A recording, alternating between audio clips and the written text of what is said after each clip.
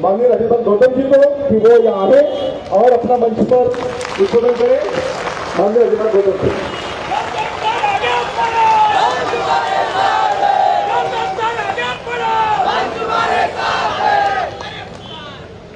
दुनिया को शांति और मानवता का संदेश देने वाले तथागत भगवान बुद्ध, महर्षि वाल्मीकि जी, संत कबीर जी, संत रविदास जी, गुरु नानक देव जी, ज्योतिबराव फूले जी, शिवाजी महाराज, सावित्रीबाई फूले जी, फातिमा शेख जी, साहू जी महाराज, Periyar we Ramaswamy Naikar ji, Narayan Guru ji, doctor Baba Saheb Ambedkar एवं माता रमाबाई जी एवं मान्यवर कांसीराम साहब के चरणों में कोटि कोटि नमन करते हुए मंच पे आसीन आदरणीय भंते जी, सभी अतिथिगण और यहाँ इतनी बड़ी भारी संख्या में आए हुए डॉक्टर बाबा साहेब अम्बेडकर के क्रांतिकारी साथियों, सभी को क्रांतिकारी जय भीम। आज बेहद खुशी है कि आप इतनी भारी संख्या में आए, लेकिन मैं आपसे एक निवेदन करना चाहता हूं और रिक्वेस्ट करना चाहता हूं, मेरी इस रिक्वेस्ट को मान लेना। आप लोगों ने यह स्वागत करने के लिए हजारों रुपए के फूल और गुलदस्ते खरीदे हैं। मेरे समाज को इस पैसे की बहुत जरूरत पड़ने वाली है। लड़ाई अभी लंबी है। कृपया आप किसी भी प्रकार के शॉल, पगड़ी और ये गुलदस्तों में पैसा खराब ना करें। मैं इधर उधर की बात नहीं करूंगा, मैं सीधे मछली की आंख पर तीर मारूंगा, दाएं बाएं नहीं। क्योंकि ये लड़ाई किसी धर्म की वजह से नहीं है, ये लड़ाई विचारधारा के बीच है। एक विचारधारा है मानवतावादी मूल्यों की, जिसमें सबके लिए समता, स्वतंत्रता, बंधुता, न्याय, प्रज्ञा, करुणा, शील, मैत्री। जहां ज्ञान की बात है वो भी प्रज्ञा पर आधारित ज्ञान की बात है। तो समतावादी विचारधारा है, न्यायवादी विचारधारा है, जिसको हम अंबेडकरवाद कहते हैं। और दूसरी विचारधारा विषमता पर आधारित, अन्याय पर आधारित है, जिसको हम मनुवाद कहते हैं। तो ये लड़ाई अंबेडकरवाद और मनुवाद के बीच में है। ये लड़ाई किसी को नीचा दिखाने की नहीं है। हम सबकी आस्थाओं की कदर करते हैं, क्योंकि डॉक्टर बाबा साहेब अम्बेडकर के बनाया संविधान सबको अपने धार्मिक आस्था की आजादी देता है और हम सबकी आस्थाओं की कदर करते हैं, इज्जत करते हैं। लेकिन ये नहीं चलेगा कि आप चाहे सबके सब आपके इशारे पर चले, जो आप कहें हम वही करें, ये नहीं चलेगा। मैं पूछना चाहता हूं इन लोगों से, अगर हम हिंदू हैं तो हजारों साल तक देश के 80% से ज्यादा लोगों को पढ़ने लिखने पर धार्मिक बंदिश लगाकर क्यों रखी? अगर हम हिंदू हैं तो हजारों साल तक हमारे संपत्ति अर्जित करने पर, व्यापार करने पर धार्मिक बंदिश लगाकर क्यों रखी? अगर हम हिंदू हैं तो हमारे लोगों को मानव अधिकार से वंचित क्यों रखा? अगर हम हिंदू हैं तो जितेंद्र मेघवाल की मूंछ रखने पर, सुंदर दिखने पर हत्या क्यों हुई? अगर हम हिंदू हैं तो इंद्र मेघवाल को पानी का मटका छू लेने पर उसकी हत्या क्यों हुई? अगर हम हिंदू हैं तो हाथरस की बेटियों के साथ, लखीमपुर खेरी की बेटियों के साथ सामूहिक बलात्कार करके हत्या क्यों हुई? अगर हम हिंदू हैं तो उत्तर प्रदेश के प्रतापगढ़ के अंदर भगवान की मूर्ति छू लेने पर हमारे युवा की हत्या क्यों हुई? अगर हम हिंदू हैं तो मंदिरों में प्रवेश करने पर हमारे युवाओं की हत्या क्यों होती है? इसका एक ही कारण है, ना तो हम हिंदू हैं और ना कभी आपने हमें हिंदू माना है। आप हमसे नफरत करते हैं, आप लोग हमसे नफरत करते हैं और हमसे नहीं, आप तथागत बुद्ध के धम्म से नफरत करते हैं, आप डॉक्टर बाबा साहब अम्बेडकर से नफरत करते हैं। ये विचारधारा की लड़ाई है, भावनाओं से नहीं जीती जाएगी। ना तो विचारधारा की लड़ाई कभी भावनाओं से लड़ी जाती है और ना कभी विचारधारा की लड़ाई भावनाओं से जीती जाती है। विचारधारा की लड़ाई बुद्धि और विवेक से, ज्ञान से, और वो भी प्रज्ञा पर आधारित ज्ञान से जीती जा सकती है। उत्तेजना में आकर नहीं, बुद्धि और विवेक से।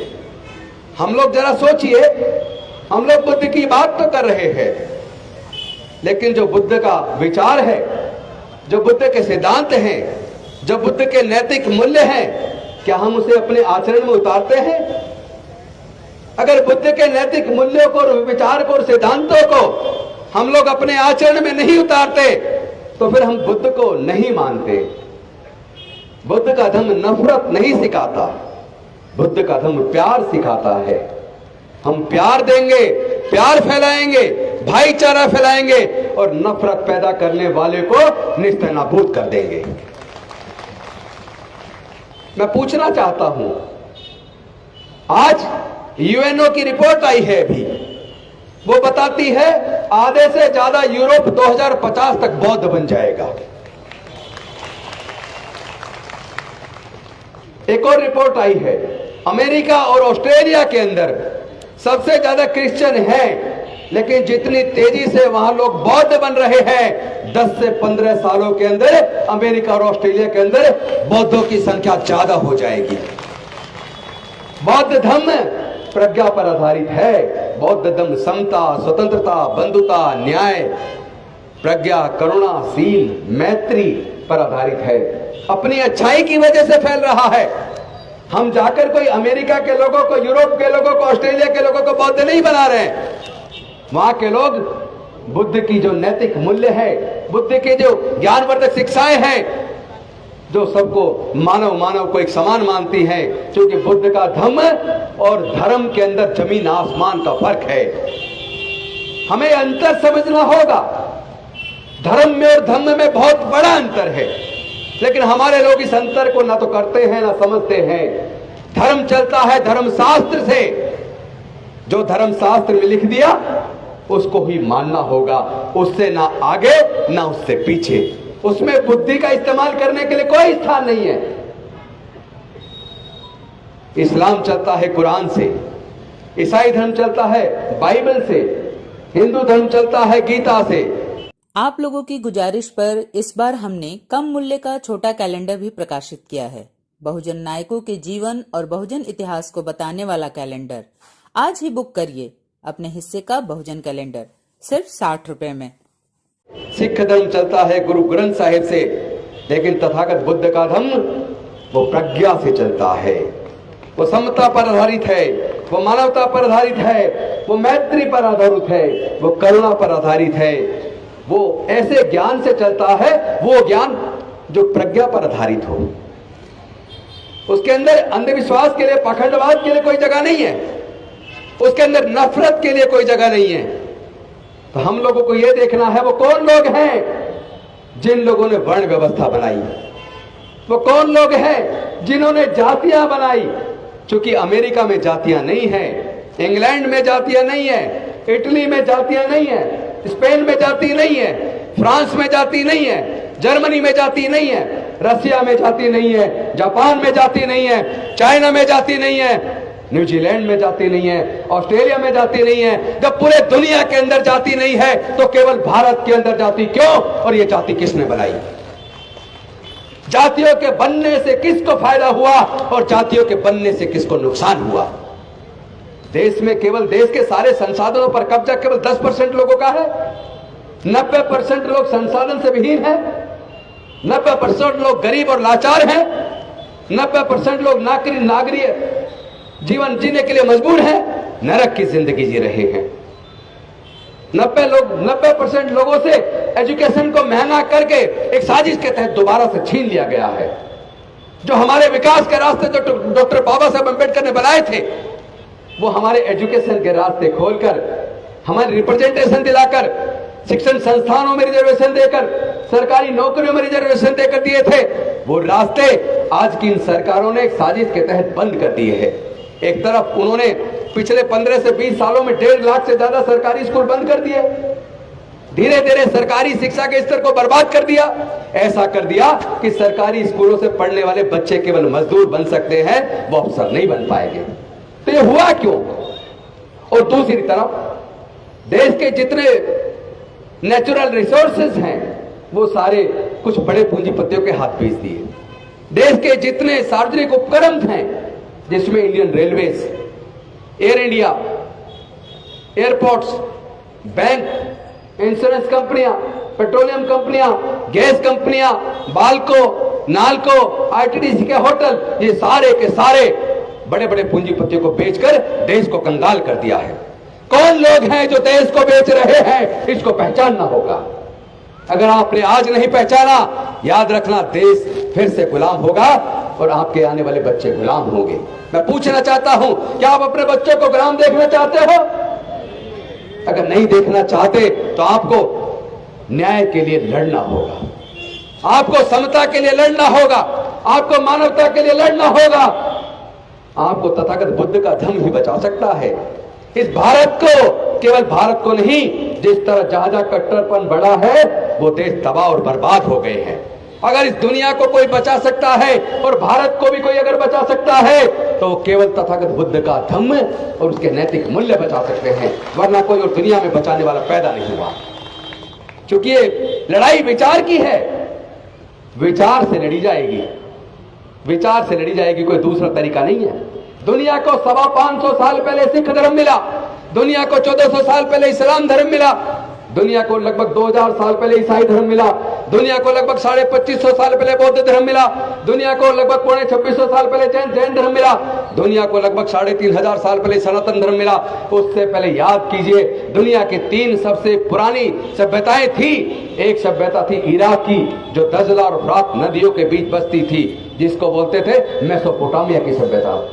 दूसरी सभ्यता इजिप्ट की थी और तीसरी दुनिया की सबसे पुरानी सभ्यता भारत की सिंधु घाटी की सभ्यता मोहनजोदाड़ो और हड़प्पा संस्कृति थी। और जब हड़प्पा संस्कृति थी, जब सिंधु घाटी की सभ्यता थी, तब दुनिया के अंदर कोई धर्म नहीं था। धर्म भी इंसान ने बनाया है और जाति चालाक इंसानों ने बनाई है। जाति की वजह से हजारों साल तक हम लोगों ने उत्पीड़न झेला है। अब इस लड़ाई को लड़ना होगा। अपने बच्चों के भविष्य के लिए हमें इस लड़ाई को लड़ना होगा। अब हम अपने बच्चों को दोबारा गुलाम बनते हुए नहीं देख सकते। कौन लोग हैं जिन्होंने जाति बनाकर, धर्मशास्त्रों में लिखकर हजारों साल तक हमें मानवता के दर्जे से वंचित रखा? इसको पहचानना होगा। जिनको इन 22 प्रतिज्ञाओं से दर्द हो रहा है, ये वही लोग हैं जिन्होंने जातियां बनाई, ये वही लोग हैं जिन्होंने वर्ण व्यवस्था बनाई, ये वही लोग हैं जिन्होंने हजारों साल तक हमें जानवर से भी बदतर जिंदगी जीने के लिए मजबूर किया। मैं पूछना चाहता हूं, ये तो देश के प्राकृतिक संसाधन है, जल, जंगल, जमीन या खेत की भूमि है, तमाम तरह की खनिज पदार्थ की खाने हैं, ये तो सब प्राकृतिक है। कोई अपनी मां के पेट से लेके पैदा हुआ है क्या? मां के पेट से लेके तो पैदा नहीं हुआ ना। फिर कुछ ही लोग इन सारे संसाधनों के मालिक क्यों हैं? भारत के मूल निवासियों का हिस्सा कहां है? सही कह रहा हूं या गलत कह रहा हूं? तो भाई हमारा हिस्सा कहां है? कौन पूछेगा? अब तो न्यायालयों से भी न्याय नजर नहीं आता, उनके निर्णय में न्याय नहीं दिखता। लोग बड़े हताश और उदास हैं। देश को बचाने की जिम्मेदारी आपके और हमारे सबके कंधों पर है। ये लोग देश को तोड़ना चाहते हैं। इनके नेताओं के भाषण देखिए, इनके सांसदों के और मंत्रियों के भाषण देखिए, नफरत पैदा कर रहे हैं, चारों तरफ नफरत ही नफरत। और उसके ऊपर कोर्ट चुपचाप बैठे हैं। क्या कोर्ट के पास भारत के संविधान ने ऐसी पावर नहीं दी कि जो लोग देश के अंदर नफरत का वातावरण पैदा कर रहे हैं, जो इंसान इंसान में भेद पैदा कर रहे हैं, जो जाति और धर्म के नाम पर लोगों की हत्याएं करते हैं, ऐसे लोगों को क्या कोर्ट रोक नहीं सकती? क्योंकि सरकार तो नहीं रोक पा रही, कम से कम कोर्ट तो रोके। मैं पूछना चाहता हूं, देश की जांच एजेंसियों को पावर कौन देता है? देश की सरकारों को पावर कौन देता है? देश के न्यायालयों को पावर कौन देता है? देश के ब्यूरोक्रेट्स को पावर कौन देता है? इन सबको पावर डॉक्टर बाबा साहेब अम्बेडकर का बनाया संविधान देता है। लेकिन ये बीजेपी के गुलाम बन गए लोग। क्या देश की जांच एजेंसियां, देश की पुलिस, क्या वो बीजेपी के कार्यकर्ता हैं जो बीजेपी के इशारे पे काम करते हैं? जब आपको पावर संविधान देता है तो आपको संविधान के हिसाब से काम करना होगा। अगर आप नहीं करेंगे तो भारत जाग रहा है। भारत के मूल निवासी बचाएंगे। तुम भारत को जलाने का काम करो, हम भारत को बचाने का काम करेंगे। तुम भारत को तोड़ने का काम करो, हम भारत को जोड़ने का काम करेंगे। लेकिन इस काम में अगर कोई बाधा है तो हमारे बहुजन समाज के लोग स्वयं है। मैं पूछना चाहता हूं, जब जातियां कुदरत ने नहीं बनाई और जातियों के बनने से हमारा नुकसान हुआ है और जाति की वजह से हमारे साथ जातिगत उत्पीड़न होता है, तो फिर आप जातियों को जिंदा क्यों रखे हुए हो? इन जातियों को आग लगा दो, जातियों को तोड़ दो, समाज को जोड़ दो और एक ऐसे भारत का निर्माण करो जहां समता, स्वतंत्रता, बंधुता और न्याय हो, जहां प्रज्ञा पर आधारित ज्ञान हो, जहां मैत्री हो, करुणा हो, सील हो। हम इन 22 प्रतिज्ञाओं के अंदर सील का आचरण करने का संकल्प लेते हैं। मानवता के ऊपर आधारित भारत का निर्माण करने का संकल्प लेते हैं। नफरत को खत्म करने का संकल्प लेते हैं। हम नशा नहीं करेंगे, व्यभिचार नहीं करेंगे, हिंसा नहीं करेंगे। तो ये क्या बुरी चीज है? अरे यही चीज है जो देश को बचाएगी। मैं तो ये कहता हूं, कम से कम 22 को पूरा पढ़ तो लो। ऊपर की 3 को पढ़ते हो, 3 को नहीं, पूरे 22 को पढ़ो। जितने बार पढ़ोगे आपका मन खुश हो जाएगा और भारत बच जाएगा। भारत बच जाएगा। इन्हीं शब्दों के साथ मैं आपसे एक आश्वासन चाहता हूं। एक तो आप नेताओं के गलों में बड़ी बड़ी मालाएं डालना और ये गुलदस्ते देना बिल्कुल बंद कर दो। उनको सोल पहनाना, अपना इतना पैसा उनके ऊपर खर्च करना बंद कर दो। आप लोग न्याय की बात करो, मानवता की बात करो, आपस में प्यार पैदा करो, अपने खुद के अंदर फैले हुए जातिवाद को तो खत्म करो। अगर आप लोग जातियों को जिंदा रखोगे, अगर आप लोग आपस में रोटी बेटी का रिश्ता नहीं कर सकते, तो जिन्होंने जातियां बनाई है उनसे जाति खत्म करने की उम्मीद मत करना। क्या आप लोग जातियों को खत्म करने के लिए तैयार हैं? तो मेरे साथ एक नारे को आवाज दो। जब मैं कहूंगा जाति छोड़ो, आप कहो समाज छोड़ो। जाति छोड़ो, जाति छोड़ो, जाति छोड़ो। बौद्ध धर्म की क्या पहचान? मानव मानव एक समान। बौद्ध धर्म की क्या पहचान? मानव मानव एक समान। बौद्ध धर्म की क्या पहचान? मानव मानव एक समान। जय जय जय जय जय भीम। जय जय जय जय जय भीम। जय जय जय जय जय भीम। बहुत बहुत धन्यवाद। नमो बुद्धाय। जय भीम, जय भारत।